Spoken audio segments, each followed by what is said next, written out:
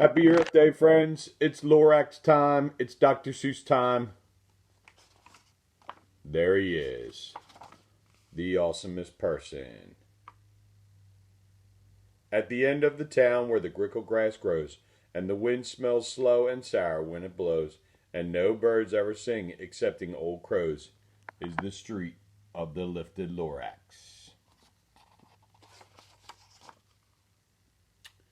And deep in the grickle grass, some people say, if you look enough, you can still see today where the Lorax once stood just as long as it could before somebody lifted the Lorax away. What was the Lorax and why was it there? And why was it lifted and taken somewhere? From the far end of town where the grickle grass grows, the old Onceler still lives there. Ask him, he knows. You won't see the Onceler, don't knock at his door. He stays in his lurkin' on top of his store. He lurks in his lurkum cold under the roof, where he makes his own clothes out of muffered moof. And on special dank midnights in August he peeks out the shutters, and sometimes he speaks and tells how the Lorax was lifted away. He'll tell you, perhaps, if you're willing to pay. On the end of a rope he lets down a pail, a tin pail, and if you have to toss in 15 cents and a nail and the shell of a great-great-great-great-grandfather snail.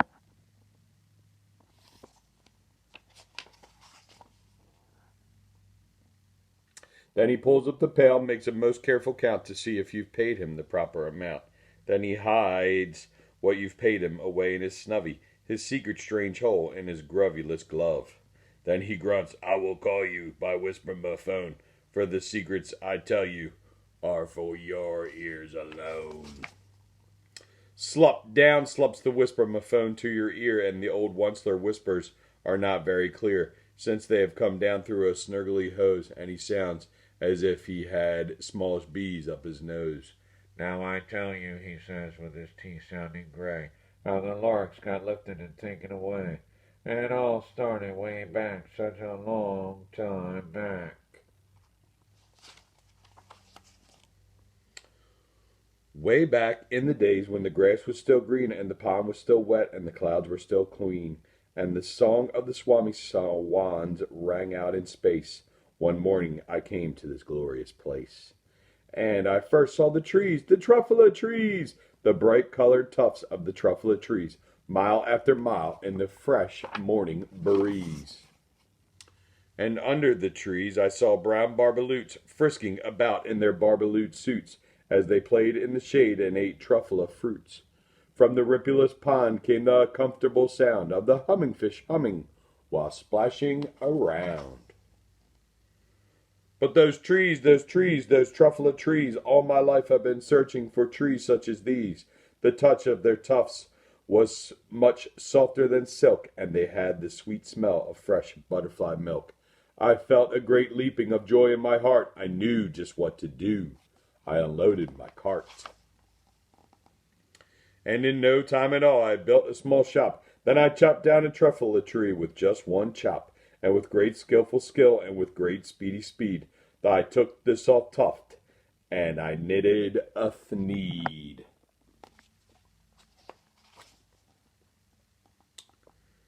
The instant I'd finished, I heard a gazump. I looked. I saw something pop out of the stump of the tree I'd chopped down. It was sort of a man. Describe him. That's hard. I don't know if I can. He was shortish. He was oldish. He was bossy. He was brownish and mossy. He spoke with a voice that was sharpish and bossy. Mister, he said with a sawdusty sneeze, I am the Lorax. I speak for the trees. And I am asking you, sir, at the top of my lungs. He was very upset as he shouted and puffed, what's that thing you've made out of the truffula tuft? Look, Lorax, I said, there's no cause for alarm. I've chopped just one tree. I'm doing no harm. I'm being quite useful. This thing is a thneed. A thneed is something fine, something that all people need. It's a shirt, it's a sock, it's a glove, it's a hat. But it has other uses, yes, far beyond that. You can use it for carpets, for pillows, for sheets, or curtains, or bicycle cover seats. The Lorax said, "Sir, you are crazy with greed. There's no one on earth that would buy that fool's Thneed." But that very moment, I proved he was wrong, for just at that moment a chap came along, and he thought that the Thneed I had knitted was great. He happily bought it for $3.98. I laughed at the Lorax. "You poor silly guy. You could never tell what people would buy." "I repeat, I repeat, I repeat," cried the Lorax. "I speak for the trees." "I'm busy," I told him. "Be quiet, if you please." I rushed across the room and in no time at all built a radio phone. I put in a quick call. I called my brothers and uncles and aunts, and I said, "Listen here, here's a wonderful chance for the whole Onceler family to get mighty rich. Get over here fast. Take the road to North Nitch. Turn left at Weehawken, sharp right at South Stitch." And in no time at all in the factory I built, the whole Onceler family was working full tilt. We were all knitting Thneeds just as busy as bees to the sound of chopping of truffula trees. Then, oh baby, oh, how my business did grow. Now chopping one tree at a time was too slow. So I quickly invented my super axe hacker, with which whacked all 4 truffula trees at one smacker. We were making Thneeds 4 times as fast as before, and that Lorax, he didn't show up anymore. But the next week he knocked at my new office door. He snapped, "I'm the Lorax. I speak for the trees, which you seem to be chopping as fast as you please. But I'm also in charge of the brown barbaloots who played in the shade in their barbaloot suits and happily lived eating truffula fruits. Now, thanks to your hacking my trees to the ground, there's not enough truffula fruit to go round. And my poor barbaloots are all getting the crummies because they have gas and no food in their tummies. They loved living here, but I can't let them stay. They'll have to find food, and I hope that they may. Good luck, boys," he cried, and he sent them away. I, the Onceler, felt sad as I watched them all go. But business is business, and business must grow, regardless of crummies and tummies, you know. I meant no harm. I most truly did not, but I had to grow bigger, so bigger I got. I biggered my factory, I biggered my roads, I biggered my wagons, I biggered the loads of the Thneeds I shipped out. I was shipping them forth to the south, to the east, to the west, to the north. I went right on biggering, selling my Thneeds, and I biggered my money, which everyone needs. Then again he came back. I was fixing some pipes when that old nuisance Lorax came back with more gripes. "I'm the Lorax," he coughed and he whiffed, he sneezed and he snuffled, he snargled, he sniffed. "Onceler," he cried with a gruffless croak. "Onceler, you're making such smogulous smoke. Onceler, you're making such smogulous smoke, my poor swami swans, why they can't sing a note. No one can sing with the smog in their throat." "And so," said the Lorax, "please pardon my cough. They cannot live here, so I'm sending them off. Where will they go? I don't hopefully know. They may have to fly for a month or a year to escape from the smog you've smogged up around here." "What's more," snapped the Lorax, his dander was up, "let me say a few words about Gluppity Glup. Your machinery chugs on day and night without stop, making Gluppity Glup about also sloppity slop. And what do you do with this leftover goo? I'll show you, you dirty old Onceler, you. You're glumping the pond where the humming fish hummed. No more can they hum, for their gills are all glummed. So I'm sending them off. Oh, the future is dreary. So they'll walk on their fins and get woefully weary in search of something that isn't so smeary."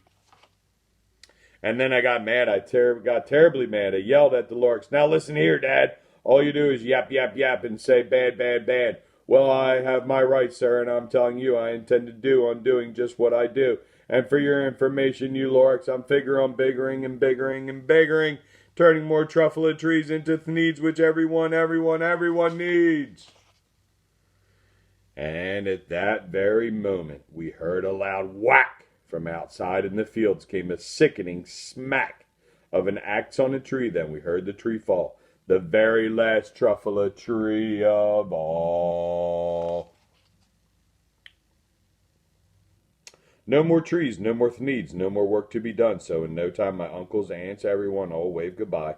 They jumped into their cars and drove away under the smuggered stars. Now all that was left neath the bad-smelling sky was my big empty factory, the Lorax, and I. The Lorax said nothing, just gave me a glance, just gave me a very sad, backward, awkward glance as he lifted himself by the seat of his pants. And I'll never forget the grim look on his face when he hoisted himself and took leave of this place through a hole in the smog without even leaving a trace. And all that the Lorax left here in this mess was a small pile of rocks with one word, unless. Whatever that meant, well, I just couldn't guess. That day was long ago, but each day since that day I've sat here and worried away. Through the years while my buildings have fallen apart, I've worried about it with all my heart. By now, says the Onceler, now that you're here, the word, the Lorax, seems perfectly clear. Unless someone like you cares a whole awful lot, nothing is going to get better. It's not. So catch, calls the Onceler. He lets down something fall. It's a truffle seed. It's the last one of all. You're in charge of the last of the truffle seeds, and truffle trees are what everyone needs. Plant a new truffle, treat it with care. Give it clean water, give it fresh air. Grow a forest protected from axes that hack, and then the Lorax and all his friends may come back. All right. Thanks for listening. Great job, everybody. You got to take care of the earth. You got to take care of the trees. You got to take care of the fish. You got to take care of the water. You got to take care of yourself. Happy Earth Day. Check it out. Dr. Seuss. He's awesome. You're awesome, too. Thank you.